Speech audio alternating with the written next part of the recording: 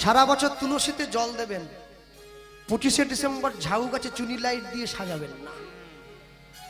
33 কোটি দেবদেবী ভারতবর্ষে রয়েছে, তারপরেও যে কেন মানুষের যীশু খ্রিস্টের দিকে এত ভালোবাসা আমি বুঝতে পারি না। ছেলে মেয়ের জন্মদিনে কেক কাটবেন না, মোমবাতি নেভাবেন না, পারলে প্রদীপ জ্বালাবেন। হ্যাঁ, বিদেশি সভ্যতাকে আপন করবেন না। আমাদের সভ্যতা গোটা বিশ্ব গ্রহণ করেছে, গোটা বিশ্ব, কিন্তু আমরা বিশ্বের সভ্যতাকে নকল করে নিজেদের অস্তিত্ব হারিয়ে ফেলছি। এই যে আসরে এসে দাঁড়াবা মাত্র আমাকে মালা পরানো হলো, কোনো শুভ কাজে কাউকে মালা পরানো হয় জানেন কেন? 14 বছর বনবাস সেরে যেদিন রামচন্দ্র অযোধ্যায় ফিরে এলেন, অযোধ্যাবাসী রামচন্দ্রকে ফুলের মালা দিয়ে বরণ করে নিয়েছিল। যেহেতু ভরতের নাম অনুসারে দেশটার নাম হয়েছিল ভারতবর্ষ, তাই সেই নীতিকে সম্মান দিয়ে আজও পর্যন্ত শুভকর্মের প্রারম্ভে মানুষে মালা পরিয়ে অভিনন্দন জানায়। যে মাটিতে জন্ম হয়েছেন, যে দেশে জন্ম নিয়েছেন, বিবেকানন্দ বলেছিলেন গর্বের সঙ্গে বলবে আমি হিন্দু। আপনার বাড়ির ছোট্ট মেয়েটাকে যেদিন আপনি ছোট পোশাক পরিয়ে পুজোতে ঘুরতে নিয়ে গিয়েছিলেন, সেদিনকে আপনি বাধা দেননি। আর যখন মেয়েটা বড় হয়ে ছোট পোশাক পরছে, আপনার লজ্জা করছে, কিন্তু পরানোর মূলে কিন্তু আপনি। প্রথম দিন যদি বাধা দিয়ে দিতেন, তাহলে কিন্তু পড়ার সাহসটা পেত না। হরি বল, হরি বল। হ্যাঁ, তারা মুসলিম ধর্মের নারী আছে, ইসলাম ধর্ম, তাকিয়ে দেখুন, মুসলমানদের সব ঢাকা, চোখটা খোলা, বাঙালিদের সব খোলা, চোখটা ঢাকা। হ্যাঁ, কোনদিনের জন্য অস্তিত্ব হারিয়ে ফেলবেন না। বাড়িতে সন্ধ্যাবেলায় হাটে তালি দিয়ে 10 মিনিট হরিনাম সংকীর্তন করবেন, খোলখত্তালের দরকার নেই, প্রত্যেকদিন 10 মিনিট। এই 10 মিনিট করে সংকীর্তন গাইতে গাইতে গাইতে গাইতে যেদিনকে আপনার জীবনের শেষ দিন কি দাঁড়াবে না, এর ভারটা অনেক বড় হয়ে যাবে। সেদিন দেখবেন অনায়াসে পৃথিবীর থেকে হাসতে হাসতে আপনি চলে যাচ্ছেন। যেদিন প্রথম তুমি এসেছিলে ভবে, তুমি কেঁদেছিলে, হেসেছিল সবে। এমন জীবন তুমি করিবে গঠন, যেদিন মরণে হাসিবে তুমি, কাঁদিবে ভুবন। তবেই তো জীবন, তাহলে কিসের জীবন? ভক্তমণ্ডলী, ভক্তিমতী মায়েরা, আমি অবাক হয়ে গেলাম। এই যে পুজো হচ্ছে, কালী পুজোর সময় আমাদের বাড়িতে, পাড়ায়, মন্দিরে আমাদের পয়সায় প্যান্ডেল, আমাদের পয়সায় ঠাকুর, যে ঠাকুর মশাই সেও দেখি আমাদের টাকায় দক্ষিণা নেবে। আমরা ফুল কিনে দিয়েছি, ঠাকুর মশাইয়ের পিছন দিকে আমি দাঁড়িয়ে আছি। ঠাকুর মশাই বলে তোমার কি দরকার? তাহলে আমি পুজো করতে না পারি, পুজো দেখতে তো পারি। বলে তুমি থাকা মানে আমার সমস্যা। প্রশ্ন করবে, বলি না না, জানতে ইচ্ছে হলে জিজ্ঞাসা করবো না। বলে তারা চুপ, দূরে দাঁড়িয়ে থাক, এখন কাছে আসবি না। পুজো হয়ে গেছে, ও বেটা দেখে হাতে ফুল নিয়ে মন্ত্র বলে, সর্বমঙ্গল্য মঙ্গল্যে শিবে সর্বার্থ সাধিকে শরণ্যে ত্রম্বকে গৌরী নারায়ণী নমস্তে। এই যে ও চক্রবর্তী মশাই, আরে প্যান্ডেল আমার টাকা এলো, ফুল আমার টাকা এলো, ঠাকুর আমার টাকা এলো, লক্ষ্মী চুড়ি খাচ্ছে আমার টাকায়, আর আপনি ফুল নিয়ে সর্বমঙ্গল্য মঙ্গল্যে সবার মঙ্গল করো, ই কি? বলে এটাই তো সনাতন ধর্ম, এ সবার মঙ্গল চায়। পৃথিবীতে যত ধর্ম আছে সবাই নিজের মঙ্গল চায়, সনাতন ধর্ম সকলের মঙ্গল চায়। সর্বে সং মঙ্গলং ভূয়াৎ সর্বে সন্তু নিরাময়। জয় গৌর প্রেমানন্দে, হরি বল, হরি বল। সবার মঙ্গল চাই, সবার মঙ্গল চেয়ে সবাইকে ভালোবাসবেন, সবাইকে আপন করে নেবেন। যে করে লোকের মন্দ, তার মন্দ করে গোবিন্দ। তাই সব সময় মনে রাখবেন, জীবনে যাই কিছু করুন না কেন, কোনোদিন বিখ্যাত গান ছিল না, যখন এমন হয় জীবনটা মনে হয় ব্যর্থ আবর্জনা, ভাবি গঙ্গায় ঝাঁপ দি, রেলের লাইনে মাথা রাখি, কে যেন হঠাৎ বলে আয় কোলে আয়, আমি তো আছি বললি টাকি, মা সে কি তুমি, সে কি তুমি, লাঞ্ছনা শুধু লাঞ্ছনা, স্বজনের কটু গঞ্জনা শুধু লাঞ্ছনা স্বজনের কটু গঞ্জনা দিন রাত শোয়ে শোয়ে যখন সারাটা গায়ে আগুন জ্বলে কে যেন হঠাৎ বলে আয় কোলে আয় আমি তো আছি বললে তাকে মা সে কি তুমি সে কি তুমি যখন ভালোবাসা বহু পথ ঘুরে চলে যায় দূর থেকে দূরে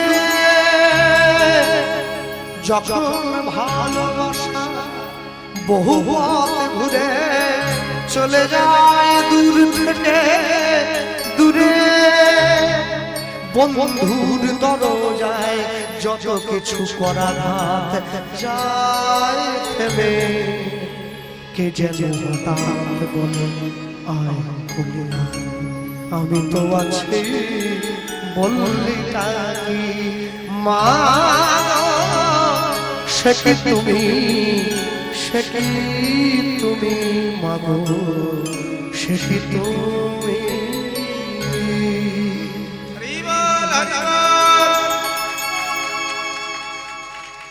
ভক্তমন্ডলী ভক্তিমতী মায়েরা মায়ের চরণে দুঃখ জানাবেন মায়ের চরণ নিবেদন করবেন গানগুলো এখনকার দিনে এসব গান আর গাইতে শোনা যায় না হ্যাঁ আমি যার কাছে গান শিখেছি ক্লাসিক্যাল গান আমার যিনি মাস্টারমশাই ছিলেন তিনি মান্নাদের ছাত্র ছিলেন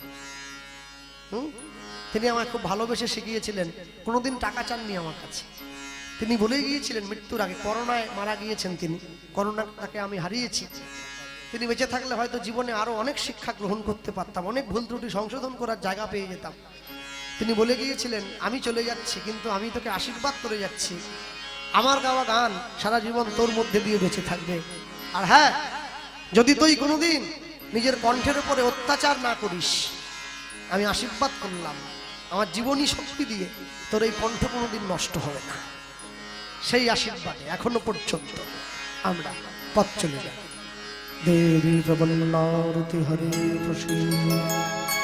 প্রসীদ মাতর জগত কে আভার ভূতানি চঞ্চলানি দেবী পরমাপ্রকৃতি সংসদিদাত্রী মহাযোগী রোধেশ্বরী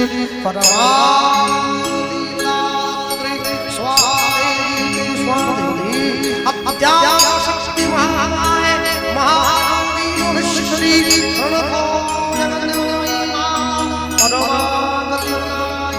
দেবী কালিকে সংসক্তি মাত্রী পরাভক্তি প্রদায়িনী পরমা শক্তি ভক্তি দাত্রী পরাভক্তি প্রদায়িনী আত্মাশক্তি মহামায়ে দেবী কালিকে ঋষ্যতি পরমা প্রকৃতি শক্তি দাত্রী মহামায়ে নমস্তে কালী কালী মহাকালী কালী প্রাণনাশিনী সহস্রাব্দ দেবী সংসত পরাভক্তি প্রদায়িনী নমস্তে বিদ্যে কালিকে শক্তি পরাভক্তি প্রদায়িনী নমস্তে কালী শক্তি পরমাবতী প্রদায়িনী পরমাবৈষ্ণবী মাতৃ শক্তি পরাভক্তি দায়িনী নমস্তে কালী শক্তি পরাবীর্য পরাক্ষরী ভক্তবীর্য পরাক্ষরী পরমাবতী দায়িনী পরমাপ্রকৃতি শক্তি দাত্রী পরাক্ষরা নমস্তে দেবী শক্তি মহাশক্তি মহামায়েশ্বরী পরমাপ্রকৃতি শক্তি দাত্রী মহাযোগী মহেশ্বরী মুদিতন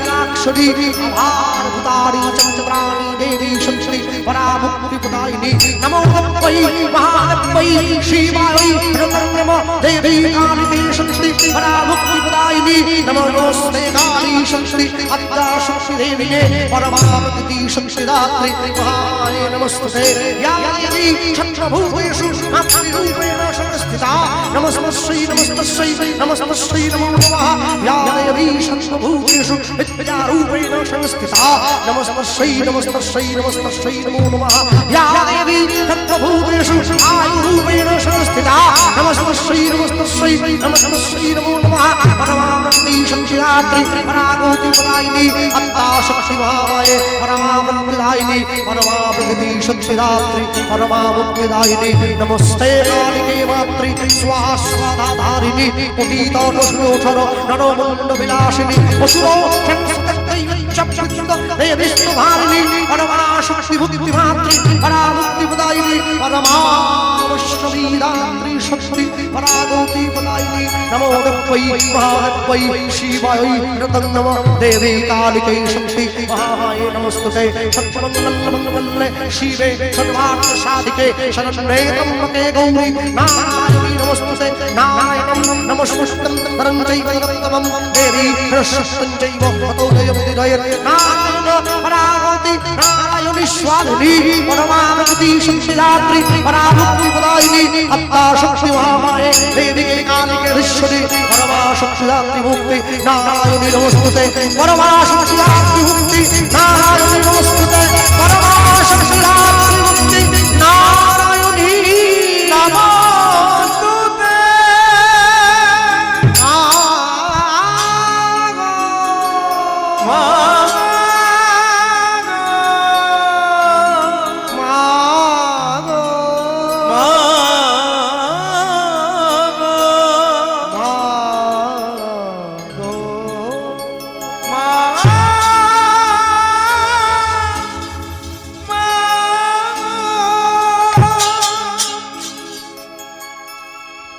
ভক্তমণ্ডলী মায়েরা সেই মাটির ঠাকুরটা কোলে নিয়ে বাসুদেব দত্ত পদ্মাবতী বাংলার মাটিতে পায়ে হেঁটে পদব্রজে প্রচার করল।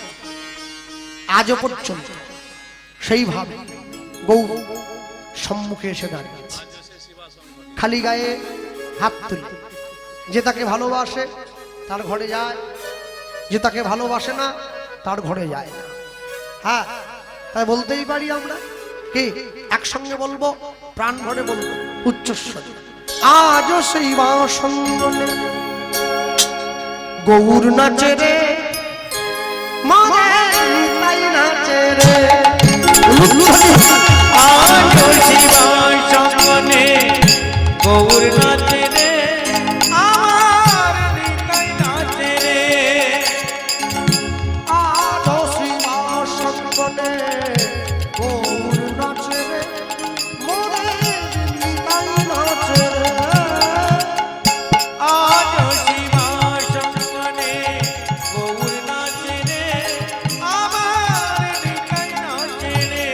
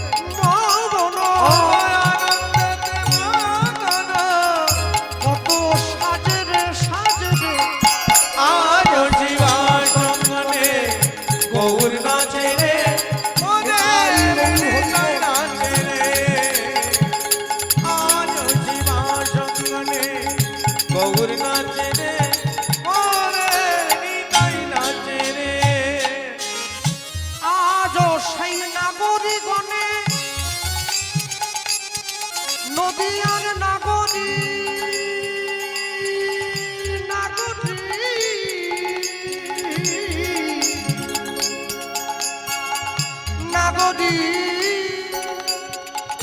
নদিয়ার নাগরী নদিয়ার নাগরী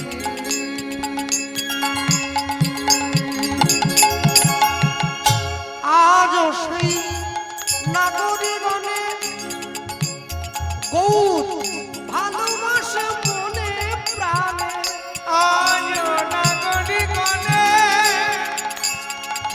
গৌর ভালোবাসে মনে প্রাণে তারা প্রেম সঙ্গে যতনে প্রেম সঙ্গে যতনে প্রেম সঙ্গে যতনে প্রেম সঙ্গে যতনে প্রেমে মাতে রে মাতে রে আজ শিবা সঙ্গনে গৌর নাচে রে আমার হৃদয় নাচে রে আজ শিবা সঙ্গনে গৌর নাচে রে মোরে হৃদয় নাচে রে। আমি যখন মন্দিরে গিয়ে ভগবানকে প্রণাম করি আমি মনে মনে ভাবি ভগবান আমার প্রণামটা দেখতে পেল, কিন্তু সেই আমি মন্দির থেকে বেরিয়ে গিয়ে যখন লোকের ভালো জুতোটা চুরি করে পরে পালাই আমি এটা ভুলে যাই যে ভগবান আমার জুতো চুরিটাও দেখতে পেল। ভগবান যদি আমার প্রণামটা স্বীকার করতে পারে আমার চুরি করাটাও স্বীকার করলো, আমাকে দুটোরই ফল নিতে হবে। এবারে প্রকৃত কথাটা কি, আমি দুটোরই ফল পাবো, তবে আশ্চর্য হলো ভালো জিনিসের স্বাদটা অল্পতেই শেষ হয়ে যায় আর খারাপের স্বাদ একটু বেশিক্ষণ ধরে চলে। আপনারা নেমন্তন্ন বাড়িতে গেলে দেখেন না, মহোৎসব বাড়ি হোক বিয়ে বাড়ি হোক যে কোনো ভোজ বাড়ি, নেমন্তন্ন বাড়িতে গেলে কি দেখেন, যদি উচ্ছে ভাজা হয় শুক্তো হয়, শুক্তোতে উচ্ছে দেওয়া আছে, তিতা তিতা খেতে লাগে না, তা উচ্ছেটা আগে দিয়ে দেয় আর পায়েসটা দেয় সবার শেষে। তা যে মালিক নিমন্ত্রণ করে আপনাদের খাওয়াচ্ছে তাকে তো আপনারা বলতে পারেন যে দাদা উচ্ছেটা সবার শেষে দেন, পায়েসটা প্রথমে দিয়ে দেন। বলে না, পায়েসটা প্রথমে দেওয়া যাবে না। কেন? প্রথমে পায়েস দিলে লোকে অনেক খেয়ে ফেলবে, দিয়ে কুলুনো যাবে না। ওই জন্য আগে বাকি সব খাবার খাইয়ে ডাল শুক্তো ভাজা বড়ি চচ্চড়ি ঝোল সব কিছু খাইয়ে টাইয়ে পেটটা ভরিয়ে নেয়। এবারে চুরুক করে এই এক ঘাটা পায়েস দিয়ে চলে গেল, বলে আর লাগবে না, থাক হয়ে গেছে। মানে মানুষ তো খেতে পাচ্ছে না কত, তাতেও কিছু কিছু লোক এমন খায় পায়েস শর্ট করে যায় কত খাওয়ার পরেও। আর উচ্ছেটা প্রথমে, কেন? ওটা তিতো, ওটা মুখটাকে পুরো বেস্বাদ করে দেয়। হ্যাঁ, আর মুখ বেস্বাদ হয়ে যায় বলেই উচ্ছেটা প্রথমে দেওয়া হয়, যাতে মুখের স্বাদটা বাকি খাবার খেয়ে ফিরে আসে।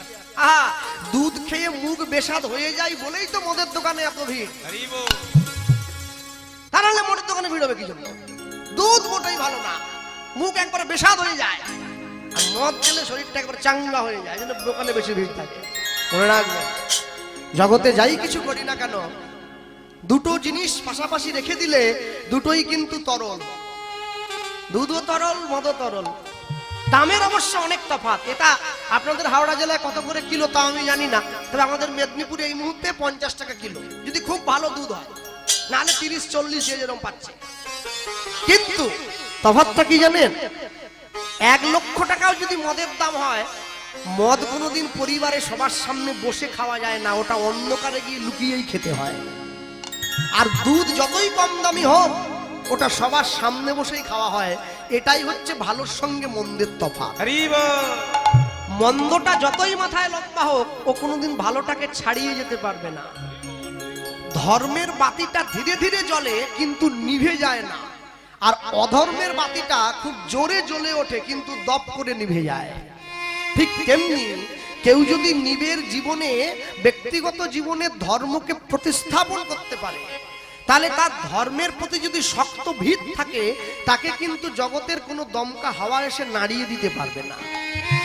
আজকে আপনারা যে মায়ের পুজো উপলক্ষে কীর্তন শুনছেন, আমি আসার পরে শুনে নিয়েছি এখানে অনেক কীর্তনীয় গান করে গেছে, এটা প্রথম নয়, হচ্ছে বরাবর চলছে। এই মায়ের নাম হচ্ছে জগদ্ধাত্রী। দেবীর তো 10টা রূপ হয়েছে, এক একটা রূপের এক একটা নাম। জগদ্ধাত্রী দেবী দুর্গার একটা প্রতিরূপ। এই রূপের প্রতিগ্রহ কখন হয়েছিল? জগদ্ধাত্রী শব্দের অর্থ হচ্ছে যিনি এই জগৎকে ধারিণী শক্তি দিয়ে ধারণ করে রাখে, তার নাম জগদ্ধাত্রী। যখন দেবী দুর্গা মহিষাসুরকে বধ করলেন, তখন দেবতাদের মধ্যে বড় অহংকার হয়ে গিয়েছিল, যে দেবী দুর্গার তো কোনো ক্ষমতাই নেই, যা করলাম তো আমরাই করলাম। আহ! এ বলছে আমি চক্র দিলাম, সে বলছে আমি ত্রিশূল দিলাম, ও বলছে আমি শাড়ি দিলাম, তাহলে ও আর কি করলো? শুধু বুকে গিয়ে ফুড়ে দিয়েছে। তাহলে ওতে ক্ষমতা আমাদের, সবকিছু ও করছে। হ্যাঁ, সংসারে মায়েরা বলে না, আমি যদি না রাধি তোমার পেট চলবে, শুকিয়ে মরবে। বাবা হয়তো ভয়ে কিছু কথা বলে না, ভয় পায় আর কি, মাকে সবাই ভয় পায়, প্রধানমন্ত্রী ভয় পায়, এ তো আমার বাড়ির মা, ভয় পায়। সেই সময় যদি কোনো স্বামী সাহস করে বলে বসে, আচ্ছা আমি যদি রোজগার করা বন্ধ করে দিই, তুমি হাঁড়ি চালাতে দিবে, কথা আছে। যাই হোক, এখন কথা, দেবী দুর্গার সম্মুখে গিয়ে যখন দাঁড়িয়ে বলেছে, এইটা বলা মাত্র মায়ের মনে খুব দুঃখ হয়েছে। তখন মায়ের এই রূপ পরিগ্রহ হলো, যে রূপের নাম হচ্ছে জগদ্ধাত্রী। কি করে দেবতাদের অহংকার দর্পচূর্ণ করলো? একটা ঘাস দিয়ে দিয়েছিল, ঘাসটা মাটির মধ্যে পুঁতে দিয়ে সব দেবদেবীকে ডেকে বলেছিল, তোমাদের যদি কারো ক্ষমতা থাকে এই ঘাসটাকে উপড়ে দাও, এই ঘাসটাকে পুড়িয়ে দাও, এই ঘাসটাকে হাওয়া দিয়ে উড়িয়ে দাও। কোনো দেবতার সাধ্য হয়নি ঘাসটাকে নিজের জায়গা থেকে এক চুল সরিয়ে দিয়ে। তখন দেবী বলেছিল, যেমনি করে ঘাসটা মাটির মধ্যে শক্ত আকারে বসে মাটিটাকে আঁকড়ে ধরে আছে, ঠিক তেমনি তোমরা সর্বশক্তি দিয়ে ব্যর্থ হলে এই ঘাসটাকে উৎপাদন করে দিতে আমার মধ্যে সেই শক্তি নিহিত আছে। নিতাই গৌর প্রেমানন্দে হরি বল হরি বল।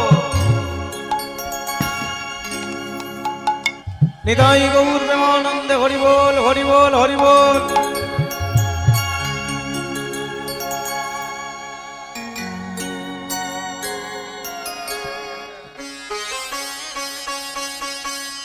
আমার মধ্যে সেই শক্তি নিহিত আছে। তো দেবীর সেই শক্তিকে, নিহিত শক্তিকে পুনর্জাগরিত করবার জন্য এই জগদ্ধাত্রী পুজোর আয়োজন মর্তধামে শুরু হয়েছে। আর এই পুজোর মূল উদ্দেশ্য হলো মানুষের অহংকার দেবীর চরণে নিবেদন করা, যে মা, আমরা যেন আমাদের অহংকারকে তোমার চরণতলে দিয়ে যেন নিজেরা নিষ্কলুষ ভাবে জীবন যাপন করতে পারি। ভক্তমণ্ডলী মায়েরা, আমি বলতে গিয়ে আর একবার কথা বলে তুলে দেবো।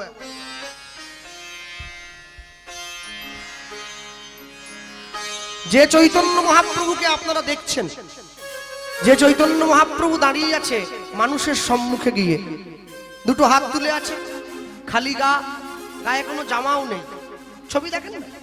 হ্যাঁ, একটা ধুতি পরা, একটা উত্তরীয় কাঁধে নেওয়া। ঠিক ওই দেখবেন দুপুরবেলা মানুষ যখন স্নান করতে যায় ওই রকম করে যায়, একটা ধুতি পরে আছে, একটা উত্তরীয় নিয়ে চলে গেল গটগট করে, কোমরে গামছাটা বেঁধে নিল। তা চৈতন্য মহাপ্রভু হাত তুলে দাঁড়ানো, মাথার চুলটা খোলা আছে, কাঁধ পর্যন্ত চুল, দেখতে বড় সুন্দর লাগছে, আর গায়ে কোনো পোশাক নেই। এই যে চৈতন্য মহাপ্রভুকে সারা কলিকালের মানুষ 2024 সাল শুধু নয়, মনুষ্যজীব পুজো করছে, সেবা করছে। এই চৈতন্য মহাপ্রভুকে আমরা পেলাম কোথা থেকে? চৈতন্য মহাপ্রভুকে সুভাষচন্দ্র বসুর মতো হাত বাড়িয়েছিলেন, মানুষকে বলতেন, give me blood I shall give you freedom, তোমরা আমাকে রক্ত দাও আমি তোমাদের স্বাধীনতা দেবো, তা তো বলেননি। সুকান্ত ভট্টাচার্য গালে হাত দেননি, বিবেকানন্দের মতো মাথায় পাগড়ি পরেননি, হাতটা তুলেছিলেন। আর এই যে হাত তুলেছিলেন, এই হাত তোলা গৌরাঙ্গ মহাপ্রভুকে আমরা যার জন্য পেয়েছি, আমরা সেই মানুষটার কথা আজকে শুনব।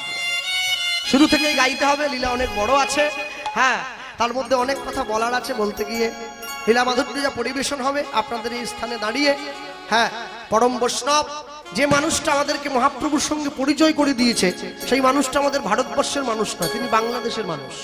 হ্যাঁ, মহাপ্রভুর একনিষ্ঠ ভক্ত পরম বৈষ্ণব শ্রীল বাসুদেব দত্তের শ্রী গৌরাঙ্গ। আমি বলতে গিয়ে বলবো, যখন ছেলেটার 11 বছর বয়স হয়, বাবা তাকে ছেড়ে পৃথিবী থেকে কাঁদিয়ে চলে গেল। মায়ের কাছে গিয়ে ছেলেটা মাকে জড়িয়ে ধরেছে, মা, বাবা তো নেই, তাহলে তুমি আমার সর্বস্ব। মনে রাখবেন, মা যদি চলে যায়, বাবার ক্ষমতা নেই একটা ছেলেকে ঠিক মতো মানুষ করার, কিন্তু বাবা যদি চলে যায়, মায়ের ক্ষমতা আছে 10টা ছেলেকে মানুষ করে দিতে পারে। এটাই হচ্ছে মায়ের সঙ্গে বাবার তফাৎ। হ্যাঁ, বাবা আমাদের কোলে নেয়, মা আমাদের কাঁধে চড়ায়। কেন? বাবা কোলে নয় কেন? বাবা কোলে নিয়ে সন্তানকে দেখায় আমি যতটা দেখছি তুমিও ঠিক অত দূর পর্যন্ত দেখো। আর মা কাঁধে চড়ায়, মা কাঁধে চড়িয়ে দেখায় আমি যতটা দেখছি তুমি আমার কাঁধে চড়ে আছো, তুমি তার থেকে বেশি দূর পর্যন্ত যেন দেখতে পাও। মায়ের ভালোবাসার তো তুলনা হবে না। মায়ের এক ফোঁটা দুধের ঋণ শোধ হবে না কোনোদিন। জন্ম জন্মান্তর করিলে সাধনা, দয়াবতী দরদিনী আমার মা। ভক্তমণ্ডলী মায়েরা, সেই মা ছেলে গিয়ে মায়ের কাছে দাঁড়িয়ে বলছে, মা বাবা তো আমার ছেড়ে চলে গেল, তোমার কাছে একটা জিনিস আমি জানতে চাই, বলো। আমি বলছিলাম কি মা, বলতে পারো কোথায় গেলে গৌর পাওয়া যায়? ছেলে মাকে প্রশ্ন করছে। 11 বছরের ছেলে বাসুদেব দত্ত মায়ের সম্মুখে দাঁড়িয়ে যখনই মাকে বলে উঠল, মা বলছে, খোকা আমি তো জানি না কোথায় গেলে গৌর আছে, তবে এইটুকু জানি ভারতবর্ষের পশ্চিমবঙ্গের নবদ্বীপের অন্তদ্বীপ বলে ছোট্ট একটা গ্রাম আছে, সেই গ্রামে নাকি কলিযুগের ভগবানের জন্ম হয়েছে। হ্যাঁ, সত্যযুগের ভগবান লক্ষ্মীনারায়ণ যুগল, ত্রেতা যুগের ভগবান রাম সীতা যুগল, দাপর যুগের ভগবান রাধা কৃষ্ণ যুগল, কলিকালের ভগবান নিতাই গৌরাঙ্গ যুগল। ছেলে বলছে, মা তাহলে আমাকে বিদায় দাও, আমি আসি। কোথায় যাবি? গৌর খুঁজতে যাব। গৌরকে জগতের মানুষের সঙ্গে পরিচয় করিয়ে দিতে হবে। মা বলছে, পড়াশুনো কর, খেলাধুলো কর, লেখাপড়া শিখবি না? মা সবাই যদি লেখাপড়া করবে তাহলে চাষ করবে কে? তুমি আশীর্বাদ করো, আমি গৌর খুঁজতে চললাম। যেই ছেলে বেরোতে গেছে মা আমনি পিছন থেকে ডাক দিয়েছে, বাসুদেব। আর যেই ডাক দিয়েছে ছেলে দাঁড়িয়ে পড়েছে। কেন? পিছন থেকে ডাকলো বলে দাঁড়িয়ে পড়লো? না না না, খালি হতে ভর্তি ভালো যদি ভরতে চায়, আগুর চেয়ে পিছু ভালো যদি ডাকে মায়। মা যদি সন্তানকে শুভ কাজে যাওয়ার আগে পিছন থেকে ডাক দেয় সন্তানের জন্য শুভ, তবে মা ডাকতে হবে। বৌমা ডাকলে আবার সমস্যা হয়ে যাবে, ও যন্ত্রণা অনেক। মা তুমি ডাকলে কেন? ছেলে দাঁড়িয়ে পড়েছে। কেন ডাকলাম জানিস? ছেলে ছুটে এসে মাকে প্রণাম করছে। শোন, গৌরকে যখন আনতেই যাচ্ছিস তুই আমায় কথা দে, গৌরকে না নিয়ে তুই ফিরবি না। বেশ, তোমায় কথা দিলাম, জীবন যদি থাকে বেঁচে যদি থাকি, গৌরকে জগৎবাসীর কাছে পরিচয় করিয়েই দেব। মায়ের কাছে প্রণাম জানিয়ে ছেলে চলে আসছে গৌর খুঁজতে। মোর গোড়া গুনে অনুধ্বনি হৃদয় গৌর হরিব, মোর গোড়া গুনে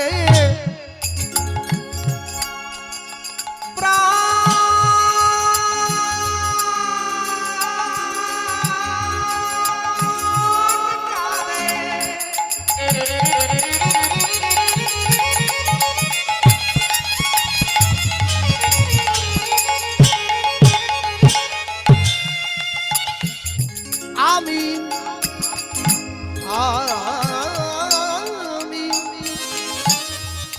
কি বুদ্ধি করিব গোড়া গুনে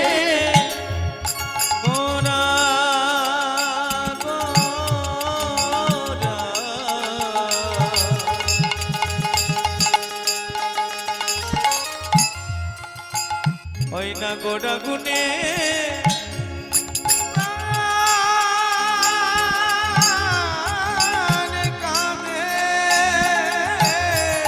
গোড়ায় আমার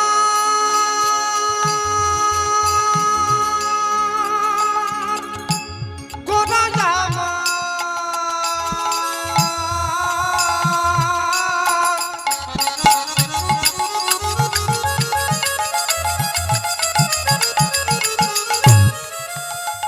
গোড়ায় আমার গোড়ায় আমার গোড়ায় আমার ওই না গোড়া গুনে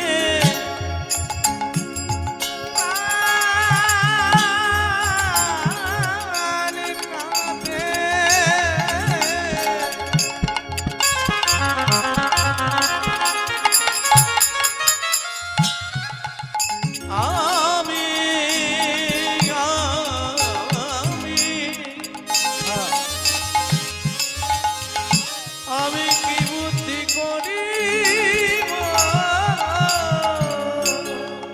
বল গৌরাঙ্গ গুণের নিধি, আমি কোথায় গেলে পাবো?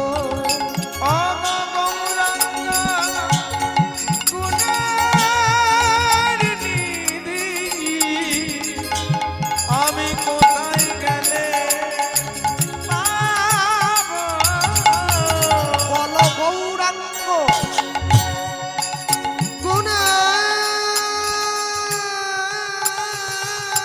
গুণের নিধি